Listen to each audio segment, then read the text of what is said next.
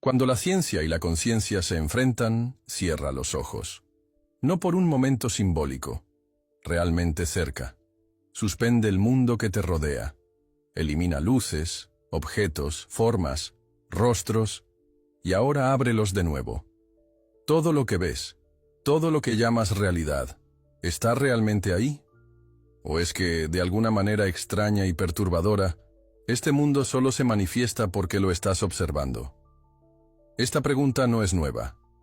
Tampoco es una provocación barata de la era digital. Lleva el peso de siglos de reflexión filosófica y fue retomado con renovada furia cuando los pilares de la física comenzaron a temblar ante un fenómeno que ninguno de los grandes pensadores del pasado pudo predecir: el colapso de la certeza. He aquí la paradoja. La ciencia moderna, al intentar medir la realidad con la máxima precisión, descubrió que quizás ella misma sea la responsable de distorsionarla. O peor, por crearlo. Pero, ¿cómo llegamos hasta aquí?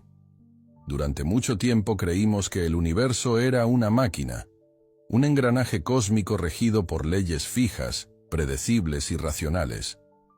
Newton diseñó los cimientos de esta máquina.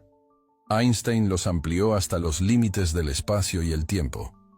Pero entonces, en medio del profundo silencio del mundo microscópico, algo gritó. Ese grito vino de la luz. En el siglo XVII, dos titanes de la física se enfrentaron con ideas opuestas. Newton decía que la luz estaba hecha de partículas. Huygens, que era una ola. Ambos tenían argumentos, ambos tenían datos. Pero el mundo eligió a Newton, no solo por sus ideas, sino por su reputación casi mitológica. Durante casi un siglo, se enseñó que la luz era un haz de diminutas balas de luz que surcaban el espacio. Luego vino Thomas Young, en 1804, con un experimento tan sencillo como demoledor. El experimento de la doble rendija. Cuando la luz pasa a través de dos rendijas paralelas, en lugar de formar dos bandas de luz en la pared opuesta, crea un patrón de interferencia, típico de las ondas. Como si la luz se expandiera, chocara consigo misma, creando zonas de refuerzo y cancelación. Como una onda en un lago. La física se ha derrumbado, y al mismo tiempo renació. Durante el siglo XIX, el paradigma dominante se invirtió. Ahora la luz era una onda. Fue vibración. Fue fluido. Pero el punto de inflexión definitivo aún estaba por llegar. Y ella no fue gentil. A principios del siglo XX, un joven empleado de la oficina de patentes de Berna llamado Albert Einstein publicó un artículo sobre el efecto fotoeléctrico.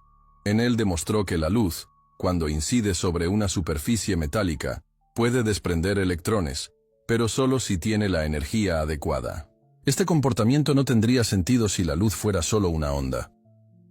Era necesario imaginar la luz como un haz de partículas, fotones, cada una de las cuales transportaba una cantidad específica de energía. Era como si el universo jugara con cartas marcadas, como si, para cada situación, eligiera ser una cosa u otra. Al experimento de Einstein le siguieron otros. En 1923, Arthur Compton demostró que los fotones podían colisionar con electrones como bolas de billar, transfiriendo energía y momento, un comportamiento típicamente corpuscular. El marcador estaba empatado. La luz es una partícula, la luz es una onda, de dos en dos. Faltaba el desempate, y vendría de donde nadie esperaba, de la materia. Si la luz, esta entidad fundamental, casi divina, podía comportarse como partícula y como onda, ¿por qué no la materia? Esta pregunta, absurda, poética, casi herética, la formuló Louis de Broglie, un físico francés que se atrevió a imaginar que todos los objetos, incluidos los más sólidos, llevan consigo una onda, una frecuencia, una vibración. No solo la luz, todo, electrones, átomos, gente, montañas, planetas.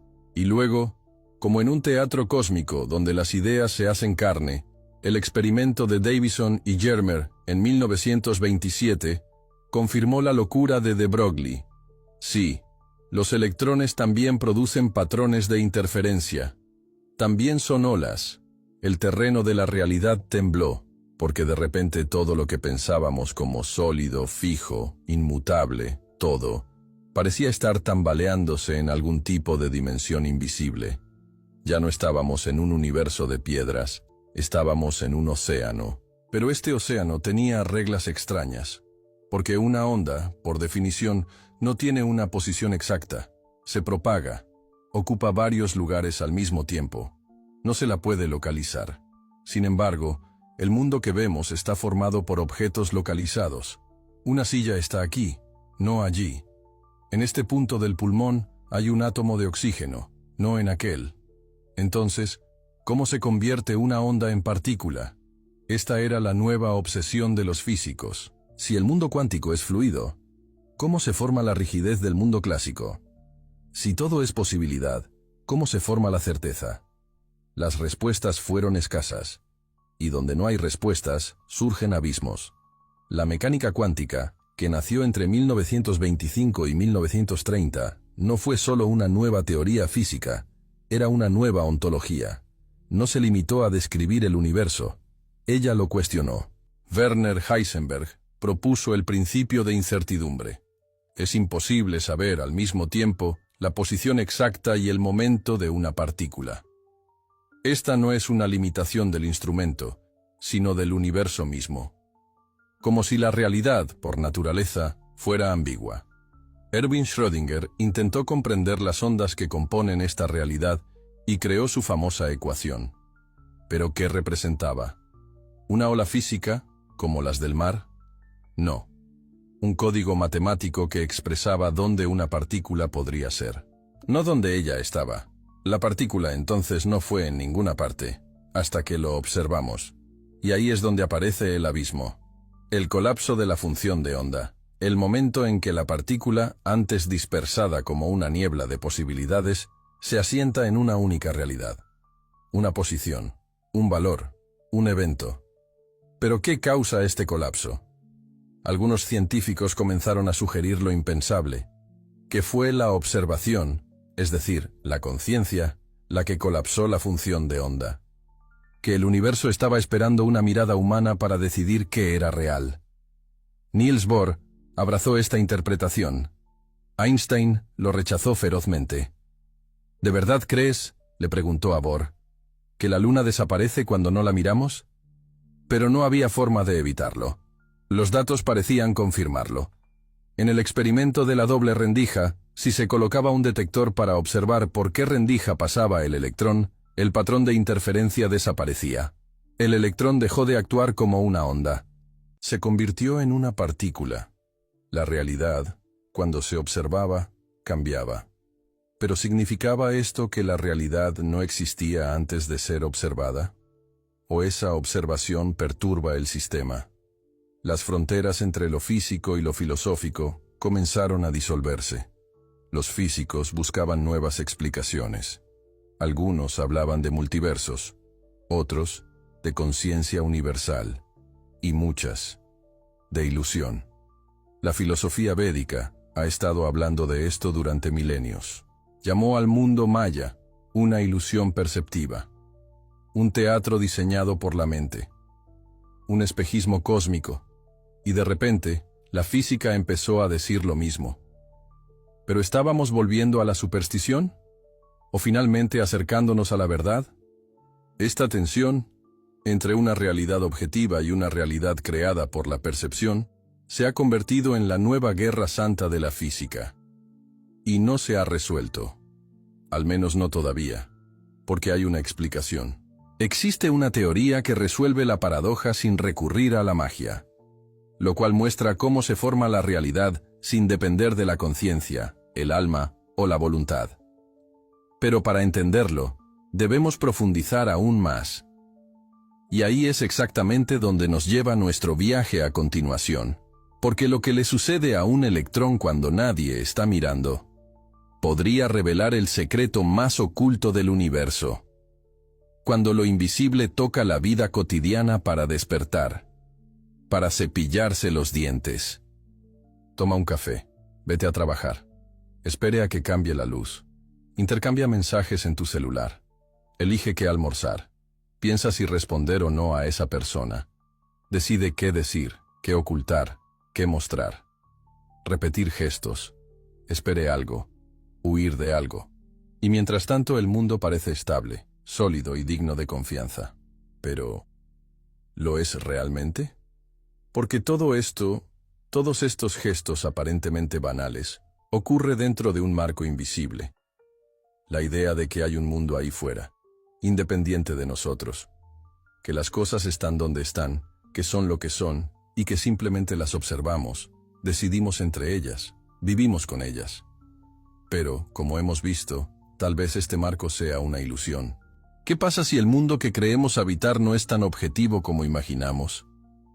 ¿Y si, en el fondo, estemos participando, aún sin saberlo, de la construcción constante de lo que llamamos realidad? Parece abstracto, pero tenga en cuenta lo siguiente. Imagina que estás caminando por una calle al final de la tarde. Has estado allí decenas de veces. Ya sabes dónde está la panadería, el kiosco, la parada de autobús. Pero por alguna razón, hoy algo parece diferente. La luz del sol se refleja en el cristal de una tienda de una manera peculiar. Hay una sensación extraña en el aire, una ligera molestia, un qué de irrealidad. ¿Alguna vez has experimentado algo como esto? Es como si, por un breve momento, vieras la textura detrás de la tela, como si el escenario revelara sus engranajes. Estas experiencias sutiles, que muchos descartan como lapsus, ensoñaciones, distracciones, son pequeños terremotos existenciales, microfisuras en la creencia de que la realidad es un bloque sólido, porque ella no lo es procesal, ella es relación, ella es percepción. Y la física cuántica acaba de abrirlo con brutalidad matemática. Pero no necesitamos partículas para comprender cuán inestable es la realidad. Tomemos, por ejemplo, la memoria. ¿Crees que recuerdas con precisión tu primer beso? De la voz de tu abuelo. El color de la casa donde pasaste tu infancia. Varios estudios muestran que los recuerdos son profundamente defectuosos. No solo olvidamos, recreamos. Cada vez que recuerdas algo, no accedes a un registro puro, reconstruyes la escena. Forma, ajustar, rellena los huecos con imaginación. Y esta nueva versión sustituye a la anterior. En otras palabras, el pasado que creemos llevar con nosotros está, en gran medida, fabricado en el presente. ¿Y el presente? Lo que estás viendo ahora, esta pantalla, estas palabras, tampoco es inmediato. Tus ojos no son ventanas, son sensores. Traducen ondas electromagnéticas. Tu cerebro reorganiza las señales y proyecta una imagen coherente. Una versión del mundo, no el mundo mismo. Quizás por eso nunca ves exactamente el mismo azul que otra persona, o sentir el mismo sabor al probar el mismo plato, o tener la misma sensación al tocar la misma piel. Todo es interpretación. Todo es traducción. Todo es construcción. ¿Significa esto que el mundo no existe? No. Pero sí significa que el mundo que crees que existe no es idéntico al mundo que ves. Y eso lo cambia todo. Porque si la realidad es filtrada, construida y modulada por nuestros sistemas perceptivos, entonces nuestras decisiones, por muy racionales que parezcan, nacen de interpretaciones. Y las interpretaciones, a su vez, nacen de las creencias, de historias, de prejuicios invisibles. ¿Alguna vez has notado cómo dos personas pueden ver el mismo vídeo y llegar a conclusiones opuestas? ¿O cómo un simple gesto, como el silencio en una conversación, puede verse como respeto, desinterés o desprecio, dependiendo de quién observe? La realidad no es neutral. Ella responde. Ella se inclina. Ella reflexiona. Y esto nos obliga a enfrentarnos a algo inquietante. Quizás el universo no sea un escenario donde se desarrollan los acontecimientos, sino más bien un espejo donde se proyectan nuestras intenciones, expectativas y límites. Esto no es solo filosofía, es política, es la sociedad, es psicología, es todos los días. Mira las redes sociales. La misma plataforma que ofrece libertad de expresión es también una máquina de impulsar burbujas. Ves lo que quieres ver. Y cuanto más ves, más muestra la plataforma. Un algoritmo de preferencia cuántica, sesgado por observaciones previas. Su feed es una función de onda colapsada por su propio clic. Allí la realidad está siendo moldeada por el acto de observar. Y esto es lo que revela el experimento de la doble rendija, no con poesía, sino con evidencia. La simple presencia de un observador cambia el comportamiento de la realidad. Puede que no estés viendo un electrón pasando a través de una rendija en este momento, pero estás decidiendo si enviar o no un mensaje. Estás eligiendo si perdonas o no una ofensa. Estás pensando en cambiar o no de trabajo. Y estas decisiones, por privadas que parezcan, se basan en las mismas estructuras invisibles que gobiernan el comportamiento de las partículas. La diferencia es que, en tu caso, el observador eres tú mismo. Y aquí llega el punto más delicado. La mayoría de nosotros vivimos como si fuéramos neutrales, como si fuéramos meros observadores pasivos del mundo. Pero no lo somos. Somos reproductores parciales. Cada juicio, cada elección, cada creencia, cada gesto, todo colapsa las posibilidades. Todo cierra caminos. Todo da forma a lo que vendrá. No vives en el mundo. Tú vives un mundo. El mundo al que pueden acceder tus sentidos, tus experiencias y tus filtros. Y eso es liberador, pero también da miedo. Porque significa que parte de lo que llamas verdad es solo hábito. Y parte de lo que usted llama imposible es simplemente ignorancia. Por tanto, al comprender el impacto de la mecánica cuántica no solo en el laboratorio, sino en la vida cotidiana, algo cambia. La física ya no es un conjunto de ecuaciones distantes, se convierte en un espejo, una metáfora, una advertencia. Al fin y al cabo, si los átomos no tienen una ubicación definida hasta que son observados, ¿qué podemos decir de tus miedos, tus sueños, tus convicciones? ¿Cuántas certezas tienes sin siquiera observarlas? ¿Cuántas ideas heredaste y cuántas elegiste? ¿Cuántas posibilidades nunca has considerado, porque creías que la realidad ya estaba definida? Quizás ahora entiendas por qué existe este canal. Y por qué este vídeo no es solo una explicación científica, es una invitación. Mirar el mundo con otros ojos. Mirarte a ti mismo con otros ojos. Y si has llegado hasta aquí, quizás este viaje ya haya comenzado. Por eso, te invito, simple y sinceramente, a suscribirte al canal.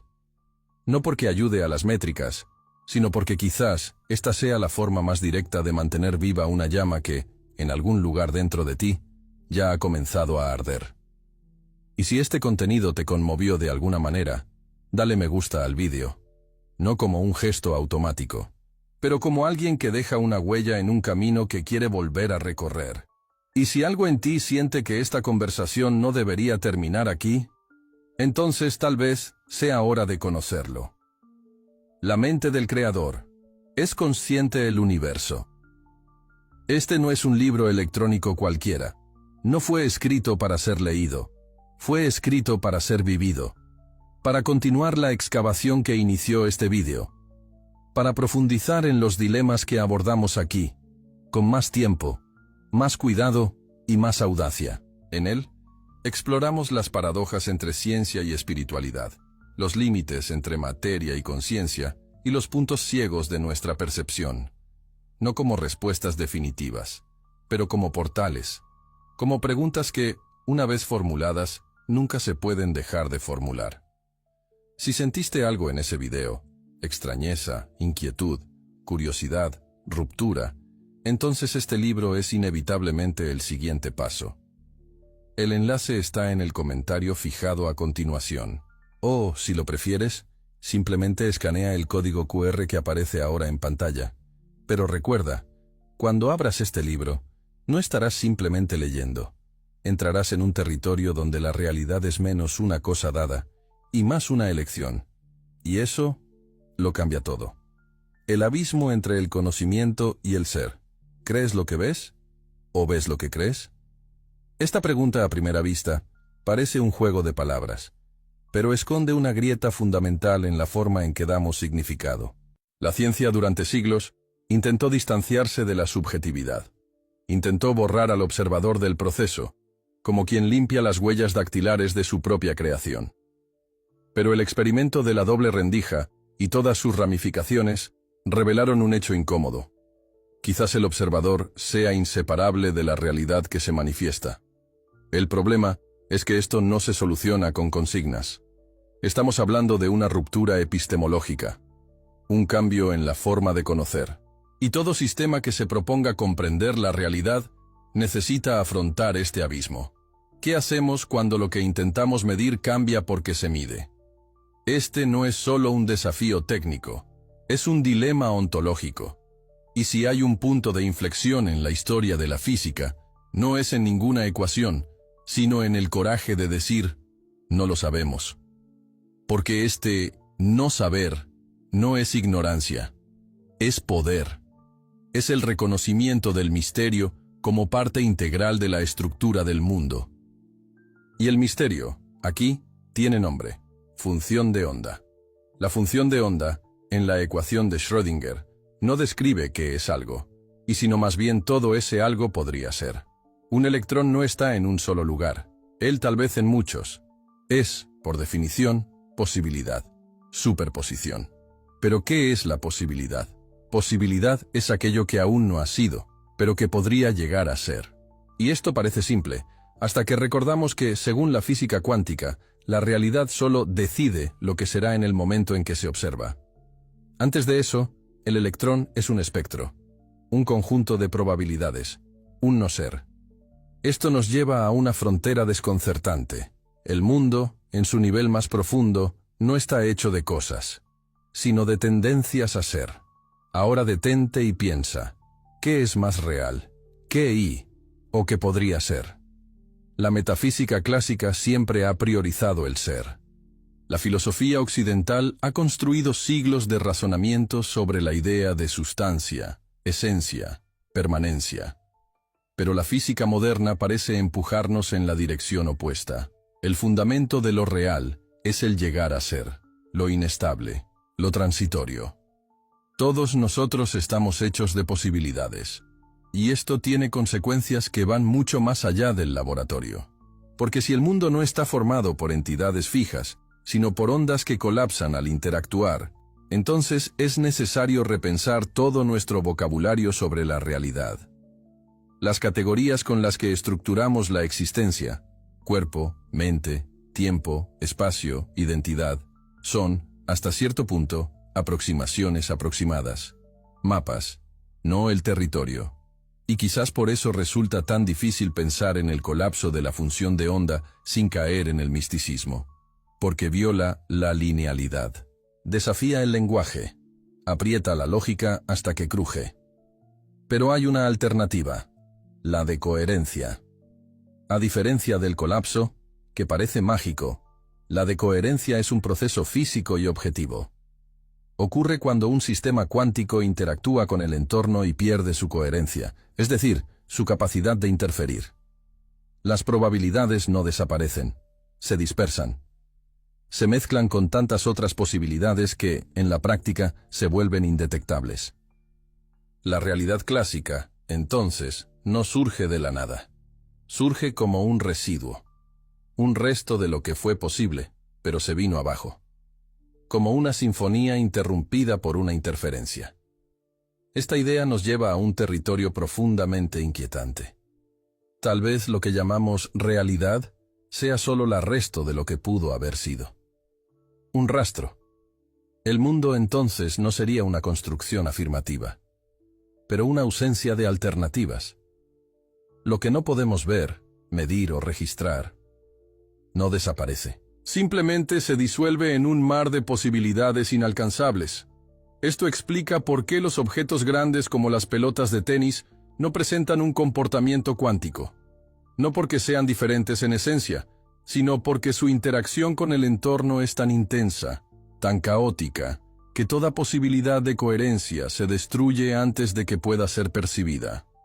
El mundo sólido es en realidad un mundo agotado. un mundo donde lo posible ya se ha derrumbado. ¿Pero qué dice esto sobre nosotros? ¿Nosotros también hemos colapsado? ¿Será que con cada elección, cada juicio, cada creencia que reafirmamos, nos volvemos cada vez menos cuánticos? Nos estamos solidificando. Estamos perdiendo la fluidez de lo posible. La física, aquí, se convierte en filosofía.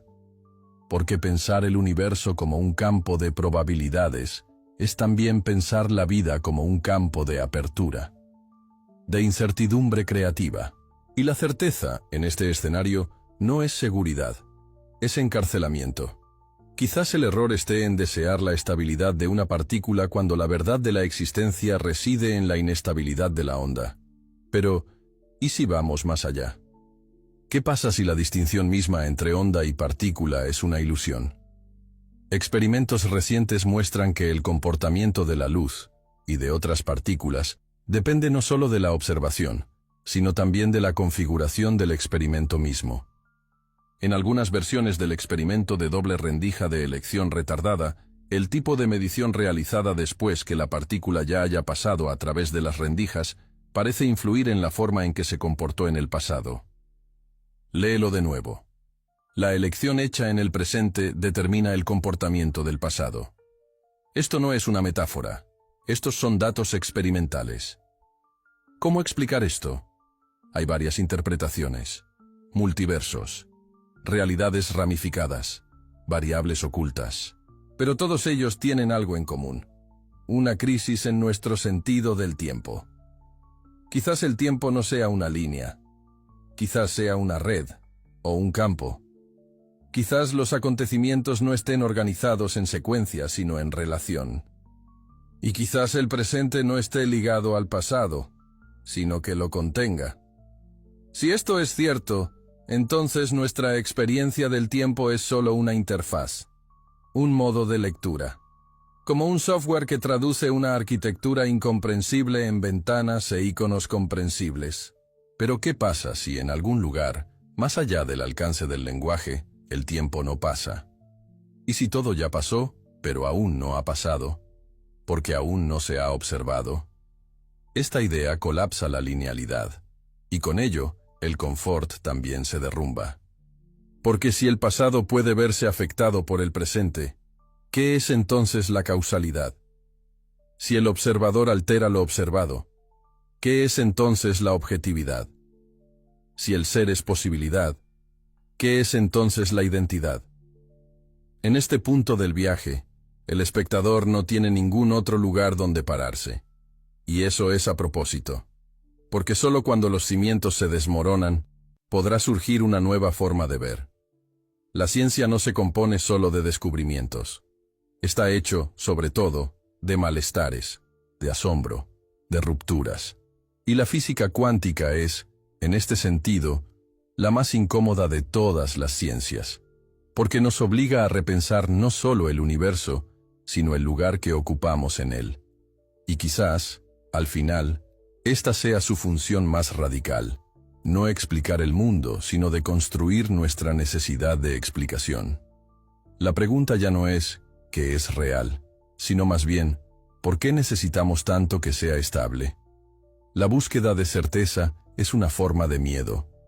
La realidad, como los electrones, solo puede revelarse cuando dejamos de intentar capturarla. Por tanto, el siguiente paso es no completar. Solo sigue investigando.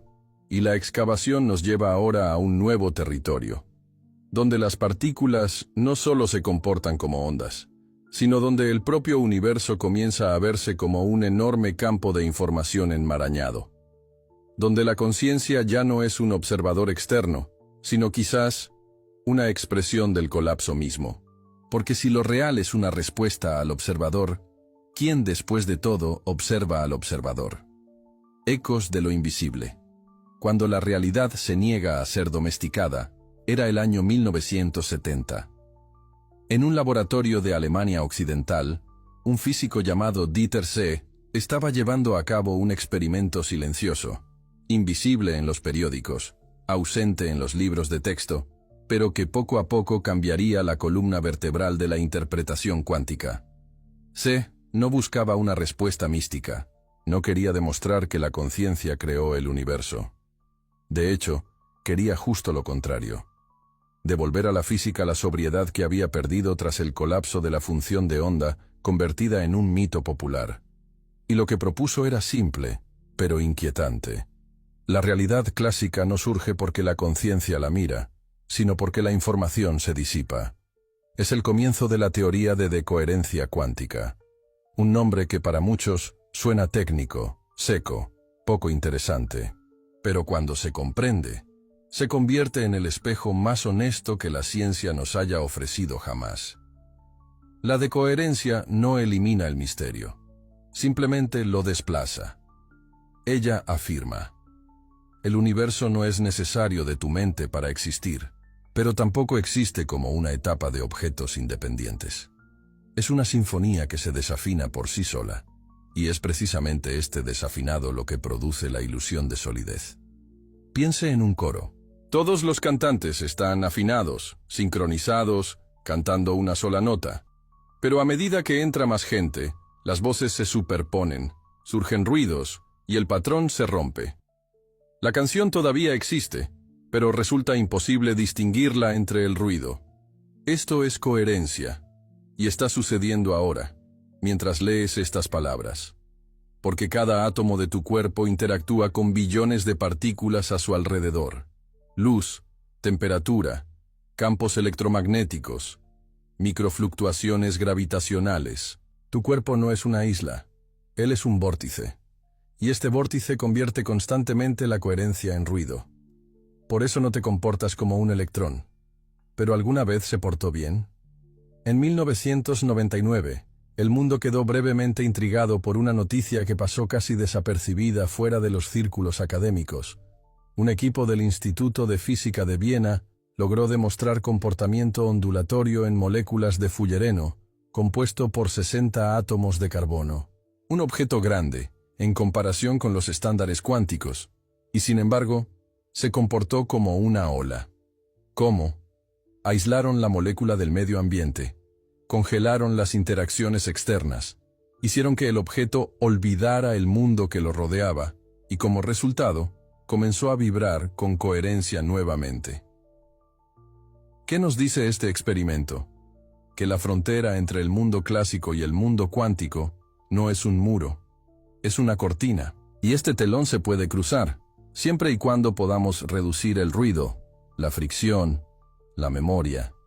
Sí, memoria. Porque la decoherencia es, en cierto sentido, una forma de recordar. Cuando un sistema interactúa con el medio ambiente, deja rastros, y estas huellas son irreversibles. No hay manera de desmedir lo que ya se ha medido. El mundo se compromete con una versión de sí mismo, y al hacerlo, entierra a todos los demás. La realidad no es lo que es lo que fue elegido o empujado a ser por una maraña de interacciones previas. Esto lo cambia todo, porque ahora no basta con preguntar qué es real. Necesitas preguntar, ¿por qué esta realidad y no otra? Esta pregunta resuena, por ejemplo, en la cosmología. El universo observable tiene una simetría sorprendente, leyes físicas que se repiten, constantes fundamentales, que parecen ajustadas con una precisión absurda para permitir que exista la vida. Este ajuste fino, es uno de los mayores enigmas de la ciencia moderna. ¿Por qué la gravedad tiene exactamente la fuerza que tiene? ¿Por qué la constante de Planck no es ligeramente diferente? ¿Por qué el universo no colapsó sobre sí mismo inmediatamente después del Big Bang? Las respuestas son escasas, y es por eso que surgen teorías como la del multiverso. Tal vez haya innumerables universos, cada uno con sus propias leyes, y solo habitamos aquel donde la vida es posible, porque de lo contrario, no estaríamos aquí para preguntar. Pero existe otra posibilidad. Tal vez el universo recordar. Quizás la realidad que vemos sea el residuo de una decoherencia cósmica, un campo de posibilidades que colapsó colectivamente, no por la elección de una conciencia divina, sino por la acumulación de interacciones. No hay manuales, solo hay historia. Y si esto suena incómodo es porque nosotros, los seres humanos, Fuimos educados para buscar las causas, razones, justificaciones. Pero el universo puede no ser causal en sentido lineal. Puede ser histórico. Puede ser un resultado, no una intención. Si toda la realidad es consecuencia de una pérdida de coherencia, entonces la conciencia, ese fenómeno que utilizamos para diferenciarnos de las piedras, también puede entenderse no como una causa, sino como un efecto refinado, complejo, increíblemente sutil, pero aún así, un efecto. El físico Max Tegmark propuso que la conciencia podría ser una propiedad emergente de ciertos tipos de sistemas matemáticamente coherentes. No una entidad, sino una organización de información. Como una llama, no una cosa, sino una dinámica. ¿Somos olas que aún no han colapsado del todo? ¿Es el pensamiento el último residuo cuántico que llevamos? Esta idea parece demasiado poética para la física y demasiado matemática para la poesía. Pero apunta a un campo en expansión. La interfaz entre física, información y cognición. Porque si el mundo es, en última instancia, un campo de probabilidades, entonces todo lo que experimentamos, sensaciones, decisiones, recuerdos, afectos, es una danza de colapsos. Y hay quienes dicen que podemos, en ciertos estados alterados de conciencia, revertir temporalmente este colapso. Ampliar las fronteras de lo posible. Toca el borde de lo indecible. Las investigaciones sobre psicodélicos muestran algo curioso. Los consumidores informan de percepciones de multiplicidad, disolución del ego y suspensión del tiempo. Y estas experiencias tienen una extraña resonancia con los estados de superposición de la física cuántica. Esto no quiere decir que el LSD o la ayahuasca te lleven a otro universo, sino más bien preguntar. La mente, al suspender su coherencia rutinaria, experimenta algo similar a lo que experimenta la materia en una escala cuántica. ¿Podría la conciencia tener consecuencias? Esta pregunta está lejos de tener respuesta. Pero el simple hecho de que pueda formularse ya indica que estamos avanzando. No para una respuesta final, pero por una nueva ignorancia. Más refinado, más consciente de ti mismo. Porque así es como avanza la ciencia, no eliminando el misterio, sino reorganizándolo. Momentos como estos, cuando los datos desafían las teorías y las teorías desafían la intuición, son los que mantienen viva la ciencia. Y, al mismo tiempo, son los que revelan su dimensión estética. Sí, estética. Porque hay una extraña belleza en saber que el mundo que tocamos no es el mundo que existe, que la rigidez del suelo está hecha de campos que vibran en el vacío. Esa cuestión es, en definitiva, ausencia. Esa realidad es un pacto inestable entre el ser y lo posible. La física cuántica no es una teoría sobre los átomos, es una teoría sobre el límite de la inteligibilidad. Y si has llegado hasta aquí, quizá ya lo hayas sentido. Quizás ya hayas notado que algo en ti ha cambiado. No porque aprendiste un nuevo concepto, sino porque algo ha cambiado en tu percepción de lo que es saber. La ciencia, en este punto, encuentra su frontera más delicada, aquella donde el rigor se encuentra con el asombro. Y el asombro, lejos de ser un obstáculo, se convierte en un método, porque hay preguntas que no se pueden responder con datos, sino solo con silencio. Y hay silencios que dicen más que cualquier ecuación. Por eso, antes de continuar con el final de este viaje, dejo una pregunta flotando en el aire. Si el universo está hecho de información, ¿quién o qué procesa esa información? ¿Y será que, en algún lugar, el observador y lo observado ya no son la misma cosa? La lógica del abismo. Cuando la realidad mira hacia atrás todavía estás ahí. Eso, en sí mismo, dice mucho. Dice que el misterio no te mantiene alejado. Que la ausencia de respuestas no te paralice. Que quizás estés entre los pocos dispuestos a mirar la realidad no como un conjunto de certezas, sino como un campo de preocupaciones. Y quizás este sea el punto más importante de todo este viaje. La voluntad de soportar el malestar. Porque todo lo que hemos explorado hasta ahora, desde la dualidad onda-partícula hasta la decoherencia, desde el colapso de la función de onda hasta el papel del observador, apunta a una conclusión desconcertante. Resulta que el universo no es un objeto. Es un proceso, y más que eso, un proceso en el que estás incluido. Esta idea, aunque sugerida por físicos y filósofos desde hace más de un siglo, sigue siendo instintivamente rechazada por gran parte de la sociedad. Después de todo, es mucho más cómodo pensar que hay un mundo ahí afuera que funciona independientemente de nosotros, que aceptar que nuestra propia presencia, nuestra observación, nuestra interacción, nuestra información, cambia este mundo de manera esencial. Pero negar esto tiene un costo. Negar esto nos condena a la ilusión de la separación, a la ingenua creencia de que podemos comprender la realidad sin que ella nos afecte, que podemos medir sin tocar, que podemos conocer sin transformarnos. La física cuántica desmantela esta ficción. Nos muestra que medir es interactuar. Ese conocimiento está cambiando, que el simple hecho de estar presente cambia las posibilidades de lo que puede pasar. Y esto tiene implicaciones éticas, ontológico, existencial. Porque si somos parte activa de lo que llamamos realidad, entonces tenemos responsabilidad sobre lo que llamamos real. Responsabilidad por cómo percibimos, sobre cómo elegimos, sobre lo que dejamos colapsar y lo que mantenemos en superposición. Esto significa que la realidad, hasta cierto punto, se negocia. No arbitrario, no subjetivo, sino relacional. El mundo no es lo que es lo que se revela en relación con la forma en que lo abordas. Esta es la lección más radical que nos ofrece la física moderna, y quizás el más olvidado. A lo largo del siglo XX, muchas escuelas interpretaron esta idea como una licencia para el misticismo barato.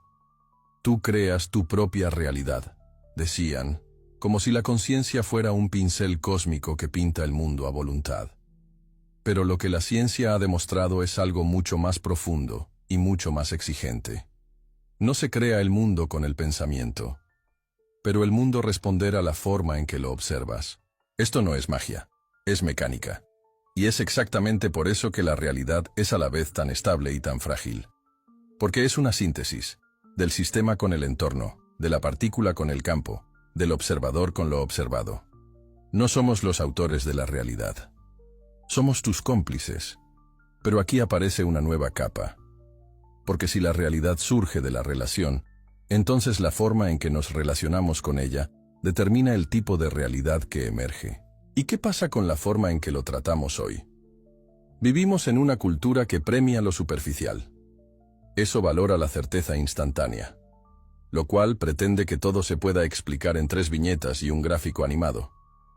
Vivimos en una época en la que el misterio es una molestia, no una palanca para pensar. Pero el universo no fue hecho para complacernos. Fue hecho, tal vez, para transformarnos. La función de onda no colapsa simplemente en el laboratorio. Se derrumba en las relaciones humanas, por caminos no tomados, en conversaciones interrumpidas, en elecciones pospuestas, en todo lo que pudo haber sido, pero no fue. Y por otro lado, en todo lo que parecía imposible, pero que surgió. Si todo es posibilidad, entonces la realidad no es lo que tenemos. Es lo que queda de lo que podríamos tener. Y si eso no te hace detenerte a respirar más profundamente, quizás todavía no hayas comprendido el abismo que se ha abierto ante nosotros. Porque este abismo, entre lo que es y lo que podría ser, es, paradójicamente, la fuente de nuestra libertad. Sí, libertad. La libertad de pensar que la realidad no es un castillo de piedra, sino un organismo palpitante. La libertad de saber que toda certeza es provisional, que toda identidad es una hipótesis, que toda convicción puede reformularse. La física no dice que todo sea relativo, es decir, que todo es contexto. Y si entiendes esto, entonces ya lo sabes. El siguiente paso no es buscar más respuestas. Se trata de hacer mejores preguntas. Y es por eso que este viaje no puede terminar aquí. Si sientes que lo que hemos dicho hasta ahora no es exhaustivo en este vídeo, es porque no lo es. porque hay capas más profundas, conexiones aún no reveladas, implicaciones filosóficas que no caben en una sola conversación. Entonces, si quieres continuar con esta excavación, si quieres mirar profundamente en el espejo, te invito a acceder al libro electrónico. La mente del creador. ¿Es consciente el universo? Este libro no ofrece respuestas fáciles. No ofrece conclusiones empaquetadas. Al contrario, profundiza aún más en los dilemas que abordamos aquí. Investiga con valentía la interfaz entre la conciencia y el cosmos, entre la física y la filosofía, entre el ser y la realidad. Es, en esencia, una continuación inevitable de lo que empezamos en este vídeo. Si ha sentido la provocación, si algo en usted se ha desestabilizado, si algún fundamento se ha resquebrajado, entonces este libro es para usted. Puedes acceder al enlace directo en comentario fijado aquí abajo, o, si lo prefieres, escanea el código QR que ahora aparece en la pantalla. Pero haz esto solo si estás listo para no salir igual del otro lado. Y por supuesto, si este viaje te ha tocado de alguna manera, te invito, honesta y directamente, a suscríbete al canal, a disfrutar este vídeo. Y el comentario lo que más te provocó. Este espacio no es un monólogo, es una comunidad de mentes inquietas, de los motores de búsqueda, de personas que se niegan a vivir en piloto automático, y si eres una de esas personas, entonces el siguiente vídeo ya te está esperando. Hasta entonces, piensa, pregunta, reinterpretar, y recuerda, quizás la realidad no sea lo que ves, sino lo que, en el fondo, decides seguir mirando. Nos vemos pronto.